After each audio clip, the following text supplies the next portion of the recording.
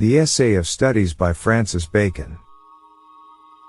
Studies serve for delight, for ornament, and for ability. Their chief use for delight is in privateness and retiring, for ornament, is in discourse, and for ability, is in the judgment and disposition of business. For expert men can execute, and perhaps judge of particulars, one by one, but the general counsels, and the plots and marshalling of affairs, come best from those that are learned. To spend too much time in studies is sloth, to use them too much for ornament, is affectation, to make judgment wholly by their rules, is the humor of a scholar.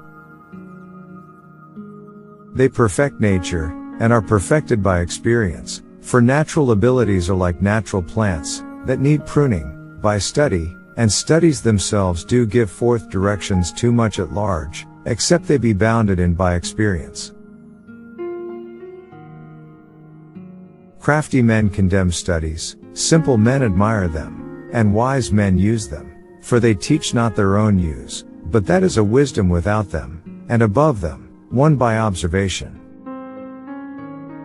Read not to contradict and confute, nor to believe and take for granted, nor to find talk and discourse, but to weigh and consider. Some books are to be tasted, others to be swallowed, and some few to be chewed and digested, that is, some books are to be read only in parts, others to be read, but not curiously, and some few to be read wholly, and with diligence and attention. Some books also may be read by deputy, and extracts made of them by others, but that would be only in the less important arguments, and the meaner sort of books, else distilled books are like common distilled waters, flashy things.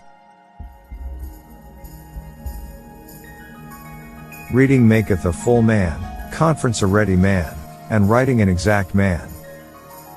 And therefore, if a man write little, he had need have a great memory, if he confer little, he had need have a present wit, and if he read little, he had need have much cunning, to seem to know that he doth not.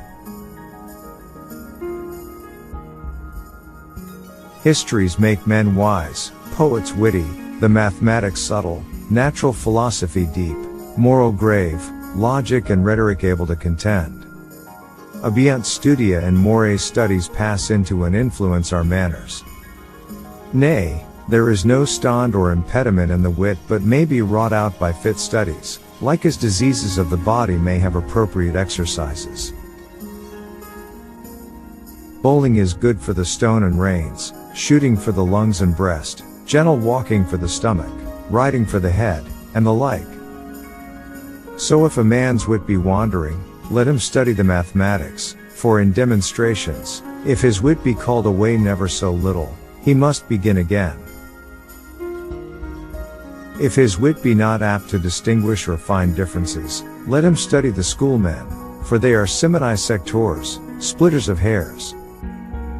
If he be not apt to beat over matters, and to call up one thing to prove and illustrate another, let him study the lawyer's cases. So every defect of the mind may have a special receipt. Thanks for listening.